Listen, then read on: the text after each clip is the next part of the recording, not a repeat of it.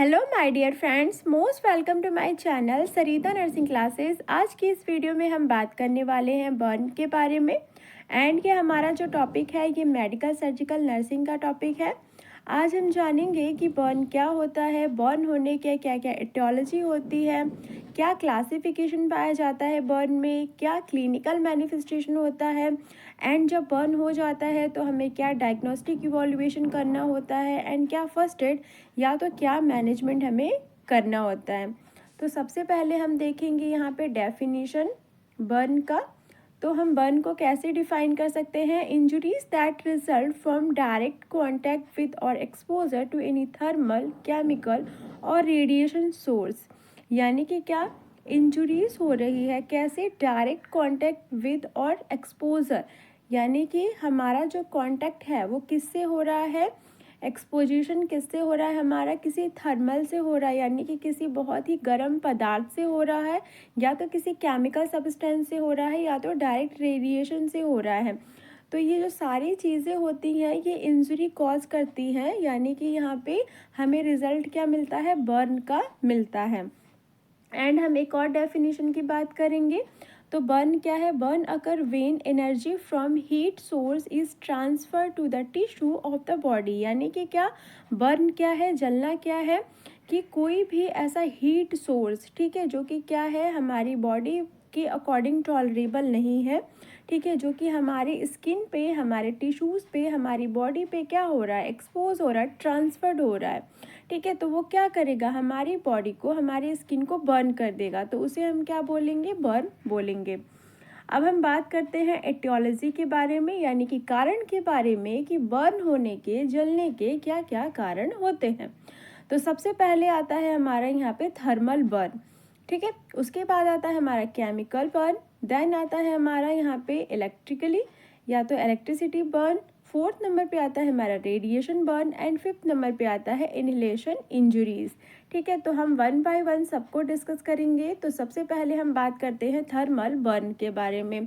Thermal यानी कि आपने समझना है बहुत ही ज़्यादा गर्म पदार्थ जो कि हमारे स्किन जो है उसको टॉलरेट नहीं कर पाएगी, ठीक है। तो जैसे कि क्या है यहाँ पे, these are caused by the exposure to or contact with the flame, hot liquid, semi liquid, steam, semi solid और हॉट ऑब्जेक्ट। थर्मल बर्न कैसे हो सकता है? जब हम क्या हों, एक्सपोज हों किस चीज़ के कांटेक्ट में, फ्लेम के, ठीक है, किसी भी फ्लेम के कांटेक्ट में हम जाएं, या तो कोई हॉट लिक्विड है जो हमारे ऊपर गिर जाए, या तो सेमी लिक्विड है जो कि बहुत ही गर्म है ऊपर की ओर गिर जाए बॉडी पे, ठीक है, या हॉट ऑब्जेक्ट कुछ भी हो सकता है। तो यहाँ पे अगर कुछ ऐसा हो रहा है तो वो थर्मल बर्न में आता है, उसे हम थर्मल कॉजेटिव ऑर्गेनिज्म बोलेंगे। एंड हम केमिकल्स की बात करेंगे। तो केमिकल बर्न कैसे हो सकता है? It is a cause by contact or tissue to any strong acid or organic compound, ठीक है, कोई स्ट्रॉन्ग एसिड की वजह से, ठीक है। केमिकल से समझना है केमिकल बर्न क्या है, कोई भी स्ट्रॉन्ग एसिड है जो हमारे ऊपर गिर रहा है किसी भी वजह से, किसी भी कारण से, या तो क्या कोई ऑर्गेनिक कंपाउंड जस्ट लाइक हमारा कार्बन, नाइट्रोजन, और हमारा जो various types of gases, silicon, sulphur and phosphorus, ये सारी चीज़ें आती हैं, ये क्या है, ये ऑर्गेनिक कंपाउंड है। अगर किसी कारणवश ये हमारे ऊपर जो है हमारे स्किन के सरफेस पे आके चिपक जाती हैं या हमारे ऊपर गिर जाती हैं तो ये केमिकल बर्न कॉज कर सकती है, ठीक है। तो ये हो गया हमारा सेकेंड वन कॉज। अब हम थर्ड वन कॉज की बात करेंगे।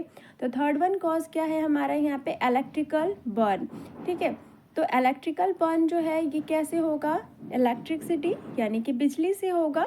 These are the injuries cause by the heat that is generated by the electrical energy as it passes through the body. यानी कि क्या, कुछ जो इंजरी हो रही है वो कैसे हो रही है, कैसे जनरेट हो रही है, इलेक्ट्रिसिटी से जनरेट हो रही है, ठीक है। इलेक्ट्रिसिटी जो है, मान लीजिए हमने क्या किया कि वहाँ पे वाटर गिरा हुआ है, कुछ स्लीपरी है, हमने स्लीपर्स वगैरह नहीं यूज़ किए हुए हैं, हम वैसे ही डायरेक्ट वहाँ पे इलेक्ट्रिसिटी के कांटेक्ट में जा रहे हैं, तो वो इलेक्ट्रिसिटी क्या होगी, वहाँ से एनर्जी प्रोड्यूस करेगी और हमारी बॉडी में जाएगी और वहाँ पे बर्न कॉज कर सकती है, ठीक है। एंड सेकेंड वन पॉइंट क्या है, हाई वोल्टेज पावर लाइन, या तो क्या है वहाँ पे हाई वोल्टेज पावर लाइन है जिसके वजह से वहाँ पे कोई शॉर्ट सर्किट हो सकता है, ठीक है। तो उसकी वजह से क्या होगा, यहाँ पे इलेक्ट्रिकल बर्न होगा।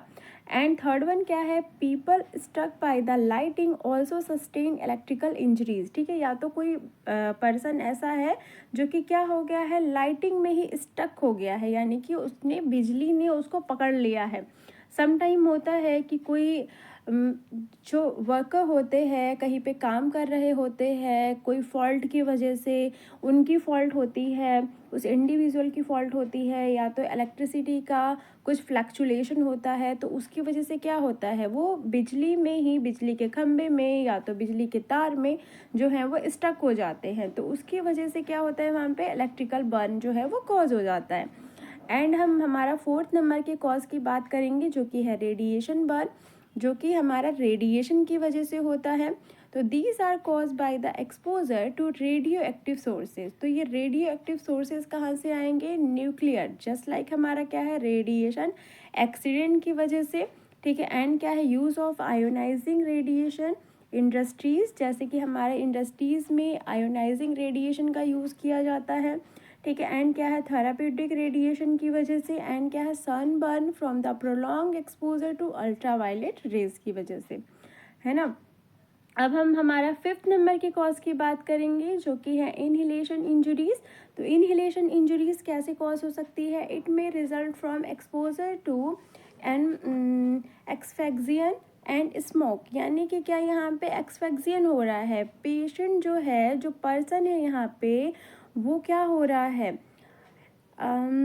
एक्सपेक्सियन हो रहा है, यानी कि क्या अनेबल हो रहा है टू ब्रीथ के लिए, वो यहाँ पे सांस नहीं ले पा रहा है, कोई ऐसा स्मोक वहाँ पे जो है वो मौजूद है, या तो किसी ने जो है, जैसे कुछ लोग सिगरेट स्मोकिंग कर लेते हैं, तो दूसरा जो पर्सन होता है वो वहाँ पे सेकंड स्मोकर बन जाता है और वो उसको टॉलरेट नहीं कर पाता, ठीक है। या तो कहीं पे क्या होता है, चिमनी वगैरह जल रही होती है, तो उसकी वजह से भी जो है वो बर्न होने के चांसेस होते हैं लोगों में। एंड सेकेंड पॉइंट क्या है, it result in the pulmonary pathophysiological changes. और क्या होता है, इन्हेलेशन की वजह से क्या होता है, बॉडी में, लंग्स में जो है पैथोफिजियोलॉजिकल चेंजेस आते हैं, जो फेफड़े होते हैं वो वहाँ पे बर्न होने लगते हैं। अब हम बात करेंगे बर्न के डेप्थ के बारे में, यानी कि बर्न की गहराई के बारे में, कि बर्न की जो गहराई होती है उसको कैसे हम भाप सकते हैं, कैसे उसे नाप सकते हैं।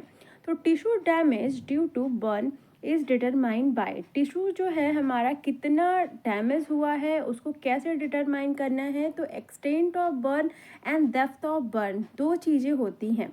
तो हम वन बाय वन दोनों को देखेंगे। तो सबसे पहले हम बात करते हैं एक्सटेंट ऑफ बर्न के बारे में। The total body surface area, जिसे हम क्या बोलते हैं, TBSA बोलते हैं, कैन बी डिटरमाइंड बाय, ठीक है। हम एक्सटेंट ऑफ बर्न को कैसे मापते हैं, रूल ऑफ 9 के अकॉर्डिंग, ठीक है। तो यहाँ पे फर्स्ट पॉइंट आ जाता है रूल ऑफ 9 में, the rule of 9 excess the percentage of burn. Rule of 9 में क्या देखते हैं, परसेंटेज देखते हैं कि जो बंदा है, जो पर्सन है, वो कितना बर्न हुआ है, कितना परसेंट वो बर्न हुआ है, यानी कि जला हुआ है। एंड क्या है, it is use to help guide treatment decision including fluid resuscitation.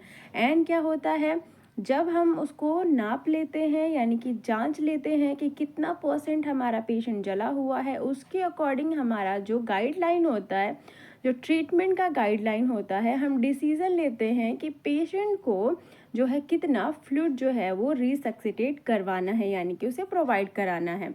अब हम बात करते हैं measuring extent of burn according to rule of 9। हम कैसे मेज़र करेंगे कि हमारा जो रूल ऑफ 9 है वो कितने कितने परसेंटेज में बॉडी के कौन से पार्ट को लेता है, ठीक है। तो हम एंटीरियर, पोस्टीरियर और टोटल एंटीरियर पोस्टीरियर की बात करेंगे, ठीक है। तो हमारा हेड एंड नेक जो है, एंटीरियर 4.5%, पोस्टीरियर में भी 4.5%, अगर हम हमारा एंटीरियर एंड पोस्टीरियर को प्लस करेंगे तो 9%। एंड हमारा अपर लिम्स में पोस्टीरियर एंड एंटीरियर दोनों की बात करेंगे तो 18%। एंड ट्रंक की बात करेंगे हमारा, तो हमारा एंटीरियर एंड पोस्टीरियर ट्रंक जो है वो 18% प्लस हमारा 36%। एंड लोअर लिम्स की बात करेंगे, एंड हमारा लोअर लिम्स में पोस्टीरियर एंड एंटीरियर दोनों की बात करेंगे तो 18 + 18% कितना हो गया हमारा 36%।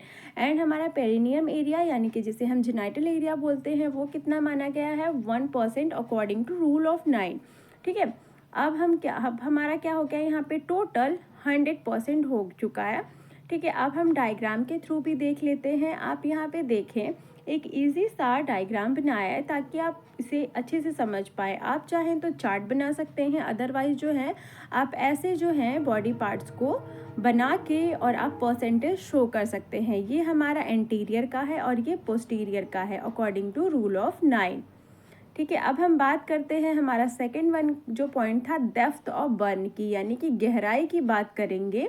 ठीक है, तो गहराई हमारी कैसे देखी जाती है, 1st degree burn, 2nd degree burn, 3rd degree burn and हमारा 4th डिग्री बर्न। तो 1st डिग्री हमारे बर्न की बात करेंगे जो कि क्या है सुपरफिशियल पार्शियल थिकनेस बर्न भी कहा जाता है। यानी कि हमारा जो 1st डिग्री बर्न है इसे हम क्या बोलते हैं superficial partial thickening of burn भी कहते हैं। जो कि यहाँ पे क्या इन्वॉल्व होता है 1st डिग्री ऑफ बर्न में, इट इन्वॉल्व ईपीडर्मल लेयर जिसे हम ईपीडर्मिस लेयर भी बोलते हैं। ठीक है, हमारा जो फर्स्ट लेयर होता है स्किन का वो यहाँ पे 1st डिग्री में जलता है यानी कि बर्न होता है। एंड क्या पेशेंट में have local pain and erythema, patient को क्या होता है कम दर्द होता है एंड इरिथमा दिखाई देता है स्किन पे। एंड क्या होता है ब्लिस्टर में form in a from first 24 hours, और मे बी क्या हो सकता है सम पेशेंट में क्या होता है 1st डिग्री बर्न में जो ब्लिस्टर्स होते हैं वो 24 घंटे में दिखाई देते हैं। अब हम सिम्टम्स की बात करेंगे तो हमारा 1st डिग्री बर्न में क्या सिम्टम होता है, हेडेक होता है, पेन होता है, नोजिया एंड वोमिटिंग की शिकायत होती है पेशेंट को, और it heal in 3 to 5 days. 1st degree जो बर्न है हमारा ये लगभग जो है 3 से 5 दिन में ये क्योर हो जाता है। अब हम बात करेंगे 2nd डिग्री ऑफ बर्न के बारे में। तो 2nd डिग्री ऑफ बर्न जो है it can be classified into, हम इसे कैसे क्लासीफाइड कर सकते हैं, जो 2nd डिग्री ऑफ बर्न है इसे deep and partial thickness burn भी कहा जाता है, या तो सुपरफिशियल बर्न के साथ इसे हम डीप बर्न भी बोलते हैं। अब हम सुपरफिशियल बर्न की बात करेंगे। ठीक है, तो सुपरफिशियल बर्न की अगर हम बात करें तो इसमें जो है क्या चीज़ें इन्वॉल्व की गई हैं, इट इन्वॉल्व्स ईपीडर्मल और डर्मल लेयर। यहाँ पे ईपीडर्मल और डर्मल दोनों लेयर जो है यहाँ पे इंक्लूड की गई है। एंड क्या it is a red in colour, patient का जो कलर होता है बर्न होने के बाद वो रेड कलर का दिखाई देता है। ब्लिस्टर फ्रॉम इमीडिएटली, और ब्लिस्टर जो होते हैं, जो ब्लिस्टर यानी कि फफोले, ठीक है, फफोले जो होते हैं वो इमीडिएटली बने हुए दिखाई देते हैं। And pain in present at the site of injury, और क्या होता है जहाँ पे इंजरी हुई होती है, जहाँ पे बर्न हुआ होता है वहाँ पे क्या होता है पेशेंट को दर्द होता है यानी कि पेन होता है। एंड क्या it heal in 21 to 28 days, यानी कि लगभग यहाँ पे 1 मंथ का ड्यूरेशन होता है पेशेंट को क्यूरोसिटी के लिए। ठीक है, 2nd डिग्री ऑफ बर्न में। एंड हमारा 2nd डिग्री ऑफ बर्न में और क्या था डीप बर्न था। तो डीप बर्न की अगर हम बात करें तो डीप बर्न को हम कैसे एक्सप्लेन कर सकते हैं, in deep burn there is a destruction of entire dermal layer of skin. यहाँ पे क्या होता है जो कंप्लीट लेयर होती है, एंटायर लेयर जो होती है हमारे डर्मिस की वो पूरी तरीके से जली हुई होती है, तो उसे हम डीप बर्न बोलते हैं। एंड क्या a flat dry blister form, और यहाँ पे जो ब्लिस्टर्स होते हैं वो बिल्कुल ही फ्लैट दिखाई देते हैं, चिपके हुए से दिखाई देते हैं। एंड क्या पेन इन प्रेजेंट और डल, और जो दर्द होता है मे बी क्या हो सकता है एब्सेंट और डल हो सकता है ना, यानी कि मौजूद नहीं होगा एंड क्या होगा डल होगा या तो कम होगा। एंड नेक्स्ट वन पॉइंट क्या है, स्किन ग्राफ्टिंग में भी नीडेड। सम टाइम क्या होता है डीप बर्न जब हो जाती है स्किन तो वहाँ पे स्किन ग्राफ्टिंग का नीड होता है। ठीक है, यानी स्किन ग्राफ्टिंग क्या होती है कि हमें एक जगह से टिश्यूज़ को लेके हमें वहाँ पे रिप्लेस करना होता है। एंड नेक्स्ट नंबर पे आता है 3rd डिग्री ऑफ बर्न की बात करेंगे। तो 3rd डिग्री ऑफ बर्न को हम क्या बोलते हैं डीप थिकनेस वुंड भी कहा जाता है। ठीक है। तो यहाँ पे क्या है, these are also known as a full thickness burn, इसे क्या बोल रहे हैं हम, also known as a full thickness of burn कहते हैं। It involve all layer of skin and subcutaneous tissues, यहाँ पे क्या होता है, जो हमारे स्किन की सभी लेयर होती हैं, डर्मिस, एपिडर्मिस, सबक्यूटेनियस, ये सारे जो टिश्यूज की लेयर होती हैं, ये पूरी लेयर यहाँ पे बर्न हो चुकी होती हैं। द वुंड अपेयर वाइट, और जो वुंड होता है यानी कि जो घाव होता है वो वाइट दिखाई देता है। ठीक है, या तो क्या हो सकता है, चेरी रेड और ब्लैक इन कलर का हो सकता है। And it is a painless, और यहाँ पे दर्द नहीं होता है। और हम अब बात करेंगे हमारे 4th डिग्री ऑफ बर्न के बारे में, जिसे हम डीप इंजरी के नाम से भी जानते हैं। तो ये कैसे होता है, it involve all layer of the underlining tissues including bone, blood vessels, muscles and the nerve. यहाँ पे क्या होता है, हमारी स्किन की सारी लेयर जल चुकी थी 3rd लेयर में। अब स्किन की लेयर के साथ साथ 4th डिग्री ऑफ बर्न में क्या होगा, हमारे जो बोन होंगे, हमारे जो ब्लड वेसल्स होंगे, जो मसल्स होंगे, जो नर्व होंगे, ये सारे ही जल चुके होंगे 4th डिग्री ऑफ बर्न में, जिस वजह से इसे डीप इंजरी ऑफ बर्न भी कहा जाता है। एंड क्या होता है, इट रिक्वायर स्किन ग्राफ्टिंग, यहाँ पे क्या होता है, नेसेसरी हो जाता है, रिक्वायरमेंट हो जाती है कि स्किन की ग्राफ्टिंग करनी ही पड़ेगी। एंड क्या, take long time for healing, और यहाँ पे क्या होगा, 4th डिग्री ऑफ बर्न में लंबा समय चाहिए होता है हीलिंग के लिए, यानी कि ठीक होने के लिए। अब हम बात करेंगे क्लासिफिकेशन के बारे में कि हम हमारा जो बर्न है इसको कैसे क्लासिफाई कर सकते हैं। ठीक है, तो हमने रूल ऑफ 9 देख लिया, हमने एटियोलॉजी देख लिया, हमने डेफिनेशन देख लिया। अब हमें क्या देखना है, classification according to burn severity. अगर सीवियरिटी होती है तो जो बर्न होता है वहाँ पे कैसे सीवियरिटी होगी। तो हम फर्स्ट नंबर पे बात करेंगे माइनर बर्न के बारे में। तो माइनर बर्न जो है वो less than 10% of the body surface, कि माइनर बर्न में क्या होगा, 10% जो बॉडी सरफेस होगा वो जला हुआ होगा। एंड सेकेंड नंबर पे क्या है, मॉडरेट बर्न।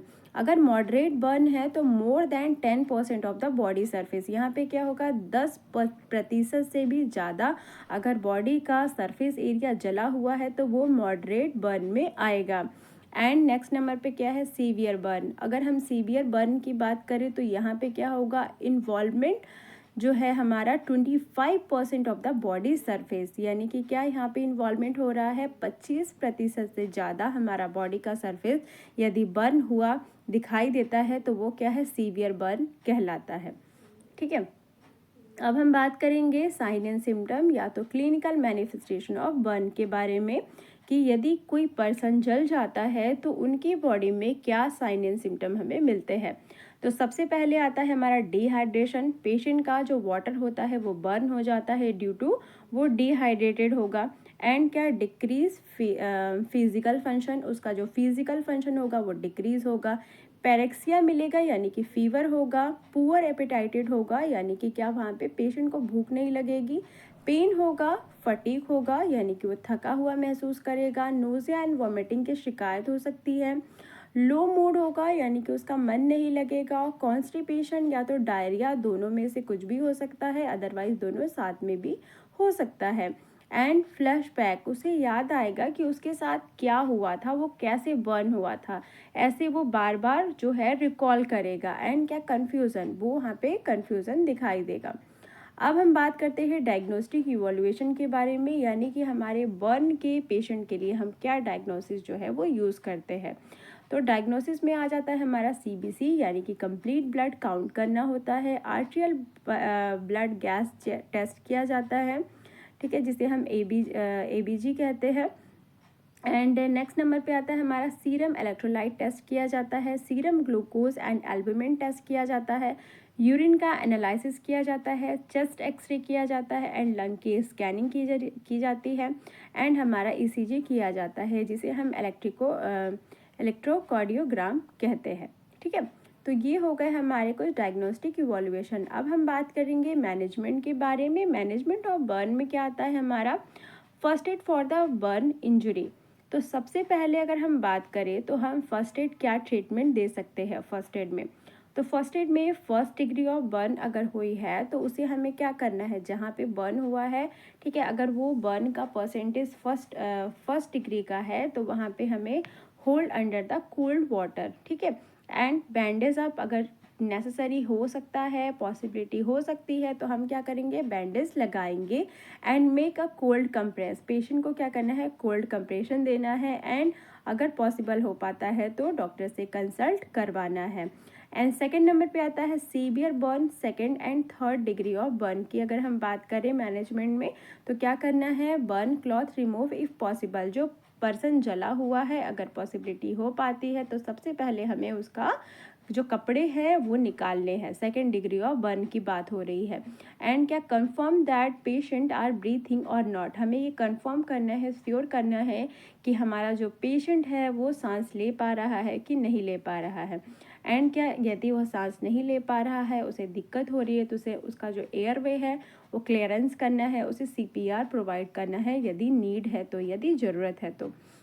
एंड क्या करना है, मॉनिटर कंटिन्यू वाइटल साइन, और पेशेंट का जो वाइटल साइन है वो कंटिन्यू हमें मॉनिटर करना है।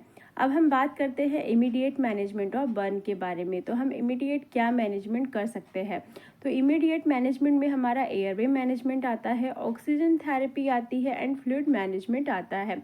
अगर हम फ्लूइड मैनेजमेंट की बात करें तो हमारा NSRL एंड 5% ऑफ डेक्सट्रोज का यूज़ किया जाता है हमारे बर्न वाले पेशेंट के लिए। एंड अगर हम वुंड केयर की बात करें तो वुंड केयर में क्या होता है, क्लीन करना होता है हमें वुंड को, ठीक है। रिमूव डेड टिश्यूज़, जो डेड टिश्यूज़ होते हैं, जो बिल्कुल ही जल चुके होते हैं, वहाँ से उन्हें क्लीन करना है, रिमूव करना है। एंड क्या, anti microbial topical agent apply, ठीक है। अकॉर्डिंग टू डॉक्टर ऑर्डर हमें क्या करना है, एंटी माइक्रोबियल जो एजेंट है, ठीक है, उसे पेशेंट की स्किन पे अप्लाई करना है। एंड क्या, एंटीबायोटिक प्रिस्क्राइब, और हमें पेशेंट को एंटीबायोटिक जो है वो प्रिस्क्राइब करना है, ठीक है। तो ये वीडियो हमारा कंप्लीट होता है। आई होप वीडियो आपको पसंद आई होगी। वीडियो अच्छी लगी हो तो प्लीज़ वीडियो को लाइक, शेयर एंड सब्सक्राइब ज़रूर करें। Thanks for watching guys.